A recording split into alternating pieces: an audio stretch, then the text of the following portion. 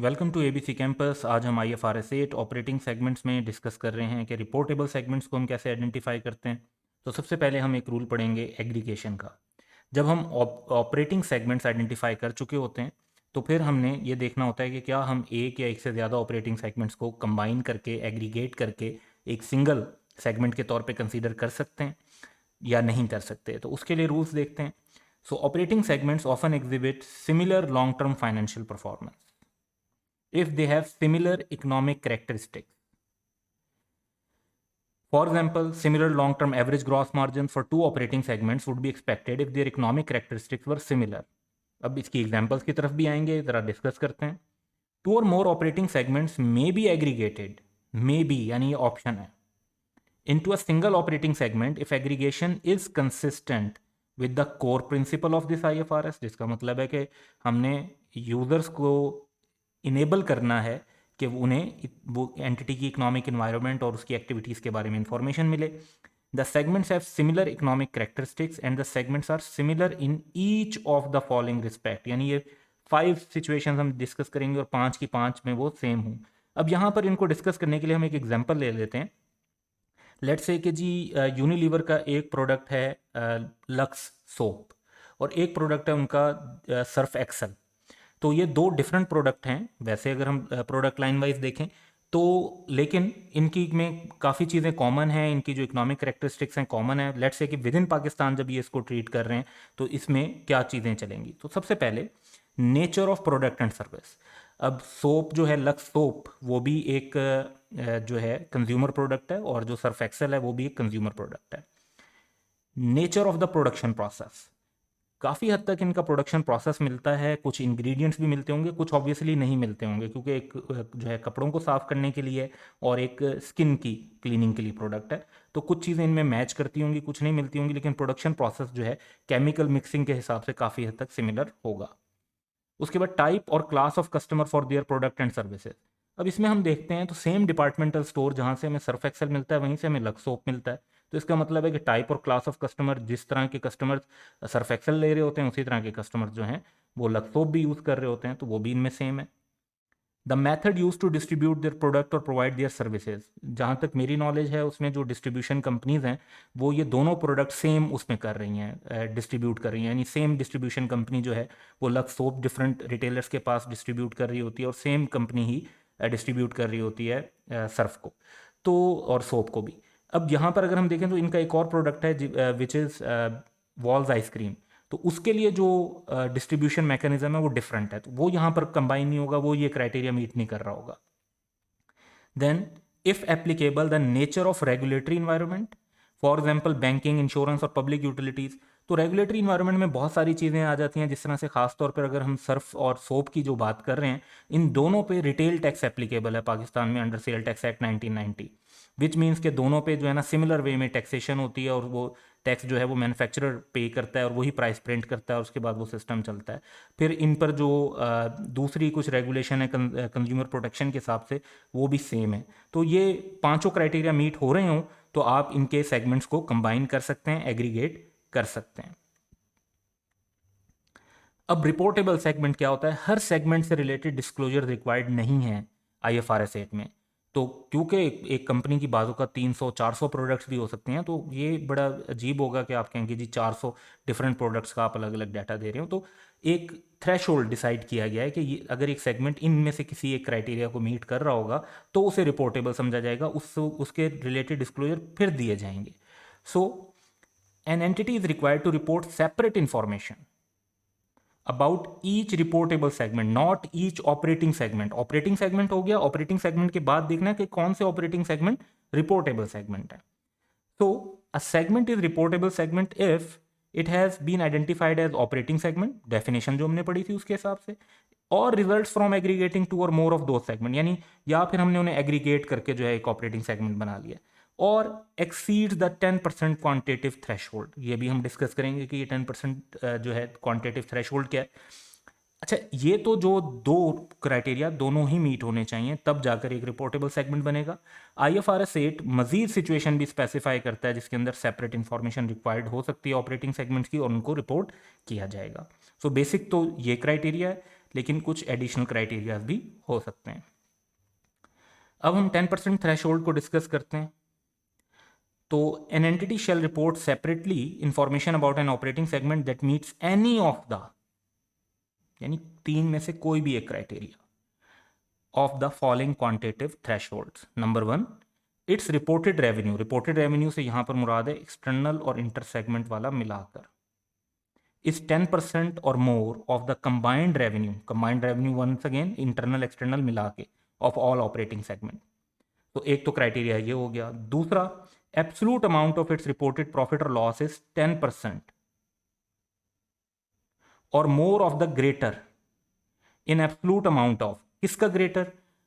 The combined reported profit of all operating segments that did not report a loss, यानी जिनमें सिर्फ प्रॉफिट हुआ था, and the combined reported loss of all operating segment that reported a loss, जिनमें सिर्फ loss हुआ था। तो प्रॉफिट और लॉस की नेट फिगर नहीं लेनी, प्रॉफिट वालों की अलग फिगर लें, लॉस वालों की अलग फिगर लें, उनमें से जो ग्रेटर अमाउंट हो उसका 10% हमारा थ्रेशोल्ड होगा। और number C, its assets are 10% और more of the combined assets of all operating segments. इसके जो एसेट्स हैं वो कंबाइंड एसेट्स का 10% या उससे ज़्यादा है। अब इसको एक एग्जाम्पल पर भी हम जो है इम्प्लीमेंट करके देखते हैं। तो एक डाटा पहले हम क्रिएट कर लेते हैं जिसके ऊपर हम ये एग्जाम्पल्स अप्लाई करेंगे।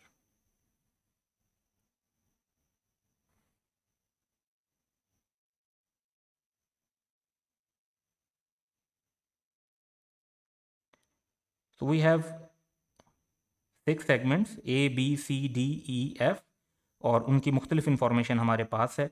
तो जब हमने 10% थ्रेश होल्ड अप्लाई करना है तो एक पहली बात तो हमें ये जहन में रखनी है कि हमारा जो 10% थ्रेश होल्ड होगा वो सबसे पहले अगर हम देखते हैं तो रेवेन्यू पर अप्लाई होना है। अब रेवेन्यू में आपने एक्सटर्नल रेवेन्यू भी है, यहाँ पे इंटर सेगमेंट रेवेन्यू भी है और इन दोनों का कंबाइंड टोटल रेवेन्यू भी है। तो आपने कंबाइंड रेवेन्यू को फोकस करना है और इसका 10% लेंगे, दैट इज़ 169.1। अब अगर इसकी बेसिस पर देखा जाए तो कौन से सेगमेंट्स रिपोर्टेबल बनते हैं, तो जो सेगमेंट्स ऐसे हैं जिनका कंबाइंड रेवेन्यू 169.1 से ज़्यादा होगा वो हमारे रिपोर्टेबल सेगमेंट्स होंगे। तो यहाँ पर हम ये देखते हैं ये 3 सेगमेंट्स हैं जिन पे ये क्राइटेरिया अप्लाई हो रहा है। इसके बाद जब हम प्रॉफिट की बात करते हैं तो एक सिर्फ प्रॉफिट सेगमेंट्स का टोटल है, यानी जिनमें लॉस नहीं हुआ, फिर एक वो है जिनमें सिर्फ लॉस है, और फिर एक नेट प्रॉफिट है। तो हमने नेट प्रॉफिट नहीं लेना, हमने सिर्फ प्रॉफिट और सिर्फ लॉस वाली फिगर में से देखना है हायर क्या है। जैसे इधर हम सिचुएशन में देख रहे हैं कि ये 79 की फिगर हायर है, तो इसका 10% लेंगे 7.9, लेकिन इसे अप्लाई एब्सोल्यूट प्रॉफिट की फिगर पे करेंगे, यानी फिर अब किसी सेगमेंट में प्रॉफिट हो या लॉस हो उसके ऊपर ये वाली अमाउंट हमारी अप्लाई हो जाएगी। तो जिसका भी प्रॉफिट या लॉस 7.9 से ज़्यादा होगा उसको हम रिपोर्टेबल सेगमेंट कहेंगे। तो इस हिसाब से हमारे पास ये 3 सेगमेंट्स आइडेंटिफाई हो रहे हैं। उसके बाद हमें एसेट, लाइबिलिटीज़ और नेट एसेट दिए हुए हैं, तो हमें एसेट्स के ऊपर अप्लाई करना है, नेट एसेट्स के ऊपर अप्लाई नहीं करना। तो हमारे लिए ये एसेट्स का कॉलम रेलिवेंट है। लाइबिलिटीज़ का डिस्क्लोजर दिया जाता है, लेकिन लाइबिलिटीज़ जो हैं वो थ्रेशोल्ड क्राइटेरिया के अंदर कंसीडर नहीं की जाती। तो हमारे पास जो फिगर है दैट इज़ 1227, इसका 10% आ जाएगा 122.7। अब हम देखते हैं कि कौन से सेगमेंट इस हिसाब से रिपोर्टेबल हैं जो 122.7 से जिनके एसेट ज़्यादा हैं। तो वी गेट 408, 483 एंड 200।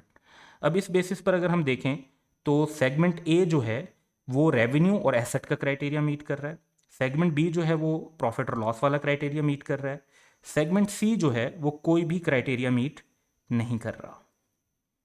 उसके बाद सेगमेंट डी जो है ये रेवेन्यू और एसेट दोनों का क्राइटेरिया मीट कर रहा है, सेगमेंट ई जो है ये प्रॉफिट और लॉस और एसेट्स का क्राइटेरिया मीट कर रहा है, और उसके बाद हमारे पास जो सेगमेंट एफ है ये रेवेन्यू और प्रॉफिट का क्राइटेरिया मीट कर रहा है। सो वी हैव ABDEF, यानी 5 सेगमेंट्स हमारे रिपोर्टेबल हैं और एक सेगमेंट ऐसा है जो रिपोर्टेबल नहीं है, जिसको हम फिर अदर सेगमेंट्स के तौर पे आइडेंटिफाई कर देते हैं, और अगर ये ज़्यादा भी होते हैं तो इनको कंबाइन करके शो किया जा सकता है। तो this is the way reportable segments are identified using 10% threshold. Reportable segments other than 10% threshold, इस पर जो IFRS 8 की गाइडेंस है अब उसको डिस्कस करते हैं। तो operating segments that did not meet any of the 10% quantitative threshold may be considered reportable and separately disclosed if management believes that information about the segment would be useful to users of the financial statement. तो अगर management का ये ख्याल है कि कोई segment 10% criteria meet नहीं कर रहा लेकिन वो यूजर्स के लिए यूजफुल होगी उसके बारे में इंफॉर्मेशन, तो उसको इंक्लूड किया जा सकता है।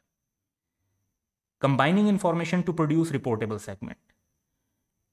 An entity may combine information about operating segment that did not meet quantitative threshold individually to produce a reportable segment only if the operating segments have similar economic characteristics and share a majority of the aggregation criteria.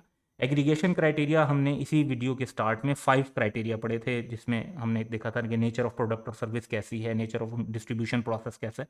तो वो 5 criteria, 5 में से minimum 3 criteria meet हो रहे हों और उनकी economic characteristics अगर सिमिलर हों तो फिर आप उनकी रिजल्ट्स को कंबाइन कर दें और फिर देखें कि वो रिपोर्टेबल हो। फॉर एग्जांपल, एक सेगमेंट ऐसा है जिसका रेवेन्यू 8% है, दूसरा सेगमेंट है जिसका 6% है, दोनों को कंबाइन करेंगे तो वो रिपोर्टेबल हो जाएंगे कंबाइन होके। लेकिन कंबाइन सिर्फ तब करना है जब वो सिमिलर इकोनॉमिक करेक्टरिस्टिक्स हो और मेजॉरिटी ऑफ एग्रीगेशन क्राइटेरिया को मीट करते हो।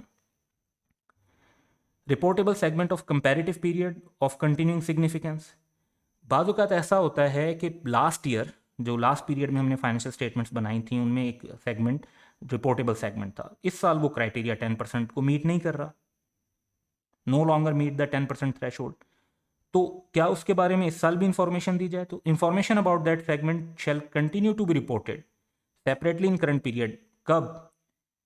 If that is of continuing significance. अगर आप समझते हैं मैनेजमेंट का ये समझना है, जजमेंट है कि वो अभी भी उसकी सिग्निफिकेंस है जबकि वो 10% क्राइटेरिया मीट नहीं कर रहा है इस साल, तब भी आप उससे रिलेटेड डिस्क्लोजर्स देंगे। अब मैक्सिमम कितने सेगमेंट्स जो हैं वो रिपोर्टेबल हो सकते हैं? कोई प्रैक्टिकल लिमिट है इसकी? तो प्रैक्टिकल लिमिट होती तो है, I was seeing an annual report और उसके अंदर कोई 18-19 के करीब रिपोर्टेबल सेगमेंट्स थे और वो इन्फॉर्मेशन इतनी फिर छोटी छोटी करके लिखी हुई थी कि वो समझ आना या उसको अंडरस्टैंड करना काफ़ी मुश्किल हो रहा था। तो बाजू का बहुत ज़्यादा जब डिटेल हो जाती है तो इन्फॉर्मेशन तब भी यूज़फुल नहीं रहती। सो इस पर कोई प्रिसाइज लिमिट तो स्टैंडर्ड ने डिफाइन नहीं की, लेकिन स्टैंडर्ड ये कहता है कि अगर आपके नंबर ऑफ सेगमेंट 10 से इंक्रीज हो रहे हो तो फिर आपको कंसीडर करना चाहिए कि क्या ये प्रैक्टिकल लिमिट है, और उस हिसाब से अगर आप फिर नंबर ऑफ सेगमेंट को कट करना चाहें, यानी उनमें से फिर जो ज़्यादा बड़े सेगमेंट्स हैं उनको आप ले लें और बाकी को इग्नोर कर सकते हैं। तो as such there is no precise limit, लेकिन अबव 10 हो तो यू शुड कंसीडर के प्रैक्टिकल लिमिट होनी चाहिए या नहीं। Then there is 75% threshold. 10% threshold आपने अप्लाई कर भी लिया, फिर आप देखेंगे कि जो टोटल एक्सटर्नल रेवेन्यू रिपोर्ट हो रहा है ऑपरेटिंग सेगमेंट से, क्या वो एंटिटी के रेवेन्यू का 75% है। तो if the total revenue reported by operating segment constitute less than, यानी 75% ही नहीं बन रहा। अब अगर रिपोर्टेबल सेगमेंट्स का रेवेन्यू 75% भी नहीं बन रहा तो इसका मतलब है कि आपका जो अदर का पोर्शन है वो 25% से भी अबव है। तो एडिशनल ऑपरेटिंग सेगमेंट्स आइडेंटिफाई होने चाहिए एज रिपोर्टेबल, इवन इफ वो 10% क्राइटेरिया मीट ना करते हो। और कब तक ये आइडेंटिफिकेशन चलती रहनी चाहिए? जब तक कम से कम 75% of external revenue reportable segment का हिस्सा ना बन जाए। तो ये हम जो क्वेश्चंस, प्रैक्टिस क्वेश्चंस इसमें सॉल्व कर रहे होंगे आगे, उसके अंदर ये हमने इम्प्लीकेशन डिस्कस की हुई है। Comparative information. तो जब एक रिपोर्टेबल सेगमेंट के डिस्क्लोजर दिए जाते हैं तो क्या उसकी लास्ट ईयर से रिलेटेड डाटा और कंपैरेटिव इंफॉर्मेशन भी दी जाएगी? तो segment data for prior period presented for comparative purposes shall be restated, दिया भी जाएगा और उसे रीस्टेट भी किया जाएगा to reflect the newly reportable segment as a separate segment, even if that segment did not satisfy the criteria for reportability in the prior period. तो एक सेगमेंट ऐसा है जो लास्ट ईयर रिपोर्टेबल नहीं था तब क्योंकि वो क्राइटेरिया मीट नहीं कर रहा था, इस साल वो क्राइटेरिया मीट कर गया और रिपोर्टेबल हो गया, तो अब उसके लास्ट ईयर के डाटा को भी रीस्टेट करेंगे अनलेस कि वो इन्फॉर्मेशन अवेलेबल ही ना हो या उसको डेवलप करना जो है काफ़ी एक्सेसिव कॉस्ट लगती हो। फिर ऑल अदर सेगमेंट्स की बात अगर करते हैं, यानी जो सेगमेंट रिपोर्टेबल सेगमेंट नहीं बनते, तो क्या उनकी इन्फॉर्मेशन कुछ दी जाती है? Yes, information about other business activities and operating segments that are not reportable shall be combined. वो सारे के सारे, वो फिर 10 हो, 15 हो, 20 हो, उनको एक ही हेडिंग दे देते हैं other, and disclosed in an all other segments category separately from other reconciling items in the reconciliation required by disclosure under IFRS 8। तो IFRS 8 में डिस्क्लोजर्स बनते हैं जिसमें हम हर रिपोर्टेबल सेगमेंट अलग बताते हैं, फिर एक ऑल अदर सेगमेंट बताते हैं, फिर कुछ और रिकन्सिलेशन के आइटम होते हैं, फिर एंटिटी की टोटल फिगर्स होती हैं। The sources of revenue included in all other segment category shall be described. सिर्फ आपने उसकी एक ब्रीफ डिस्क्रिप्शन देनी है कि उस ऑल अदर सेगमेंट में किस टाइप की प्रोडक्ट और सर्विसेज और चीज़ें शामिल हैं. So that's all for today. Have a good day.